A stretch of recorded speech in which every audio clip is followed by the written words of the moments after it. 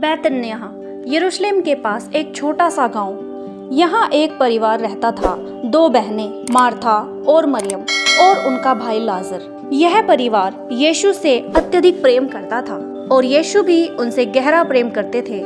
मरियम वही थी जिससे बाद में यीशु के पांव पर इत्र उंडेला और अपने बालों से उन्हें पोंछा। बीमारी की खबर। एक दिन लाजर बहुत बीमार हो गया। जब बहनों ने देखा कि हालात बिगड़ रहे हैं, उन्होंने यीशु को ये संदेश भिजवाया, प्रभु, वह जिससे आप प्रेम करते हैं बीमार है। यह संदेश भावनाओं से भरा हुआ था। वे जानती थी कि यीशु से इतना प्रेम रखने वाला व्यक्ति बचाया जा सकता है। जब यीशु ने ये संदेश सुना तो उन्होंने अपने चेलों से कहा कि ये बीमारी मृत्यु के लिए नहीं बल्कि परमेश्वर की महिमा के लिए है, ताकि उसके द्वारा परमेश्वर का पुत्र महिमा पाए। लेकिन आश्चर्य की बात ये थी कि यीशु तुरंत लाजर के पास नहीं गए। उन्होंने 2 दिन और वहीं रुकने का निर्णय लिया जहां वे थे। ये प्रतीक्षा एक रहस्य प्रतीत होती है। क्या वह उन्हें भूल गए थे? नहीं, वह कुछ महान कार्य करने वाले थे। 2 दिन बाद यीशु ने अपने चेलों से कहा, आओ हम फिर यहूदियों को चले।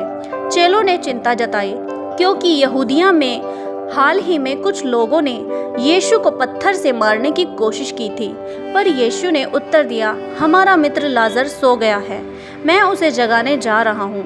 चेलों ने सोचा कि वह केवल सो रहा है और आराम कर रहा है। तब यीशु ने स्पष्ट रूप से कहा, लाजर मर चुका है और तुम्हारे कारण कि तुम विश्वास करो, मैं वहाँ नहीं था, पर अब हम उसके पास चले। जब यीशु बैतनिय्याह पहुँचे तब लाजर को मरे हुए 4 दिन हो चुके थे। मार्था यीशु से मिलने दौड़ी और कहा, प्रभु, यदि आप यहाँ होते तो मेरा भाई ना मरता। लेकिन अब भी मैं जानती हूँ कि जो कुछ आप परमेश्वर से मांगेंगे वह आपको देगा। यीशु ने कहा, तेरा भाई जी उठेगा। मार्था ने उत्तर दिया, प्रभु, मैं जानती हूँ कि वह अंतिम दिन पुनरुत्थान में जी उठेगा। यीशु ने फिर कहा, मैं पुनरुत्थान और जीवन हूँ। जो मुझ पर विश्वास करता है वह यदि मर भी जाए तो भी जीवित रहेगा, और जो जीवित है वह मुझ पर विश्वास करता है और कभी ना मरेगा। क्या तू इस पर विश्वास करती है?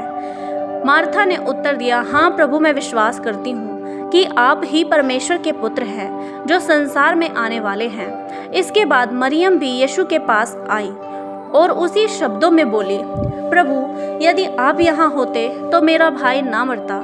जब यीशु ने मरियम और उसके साथ रोते हुए लोगों को देखा तो वे अंदर ही अंदर बहुत दुखी हुए और व्याकुल हो गए। यीशु रोया। यह बाइबल की सबसे भावुक और लघु आयत है। यह दर्शाती है कि यीशु ने मानव दुख को पूरी तरह महसूस किया। लाजर की कब्र एक गुफा थी जिसके मुंह पर पत्थर लुढ़काया हुआ था। यीशु ने कहा, पत्थर हटाओ। मार्था ने कहा, प्रभु, अब तो दुर्गंध आएगी क्योंकि उसे मरे 4 दिन हो गए हैं। यीशु ने कहा, क्या मैंने तुझसे नहीं कहा था कि यदि तू विश्वास करेगी तो परमेश्वर की महिमा को देखेगी? पत्थर हटाया गया। यीशु ने स्वर्ग की ओर आंख उठाई और प्रार्थना की, हे पिता, मैं तेरा धन्यवाद करता हूँ कि तूने मेरी सुन ली। मैं जानता हूँ कि तू सदा मेरी सुनता है, परंतु ये भीड़ के कारण मैंने कहा कि विश्वास करे कि तू ही ने मुझे भेजा है। इसके बाद यीशु ने ऊंचे स्वर में पुकारा, लाजर बाहर आ।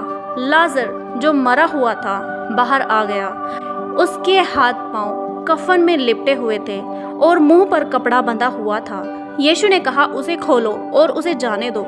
इस चमत्कार ने वहां मौजूद लोगों को चकित कर दिया। बहुत से यहूदी जो वहां उपस्थित थे उन्होंने यीशु पर विश्वास किया। ये चमत्कार न केवल यीशु की ईश्वरीय शक्ति का प्रमाण है, बल्कि यह इस बात का संकेत भी है कि यीशु को मृत्यु पर भी अधिकार है। प्रेम। यीशु अपने मित्रों से गहरा प्रेम करते हैं। धैर्य। कभी कभी परमेश्वर देर से आते हैं, लेकिन वे कभी गलत नहीं आते। विश्वास। असंभव लगने वाली स्थिति में भी विश्वास रखना महत्वपूर्ण है। पुनरुत्थान और जीवन। यीशु न केवल जीवन देते हैं बल्कि वे स्वयं जीवन हैं। ऐसा ही बाइबल से जुड़ी प्रेरणादायक वीडियोस देखने के लिए हमारे YouTube चैनल को सब्सक्राइब ज़रूर से करें। जय मसीह की।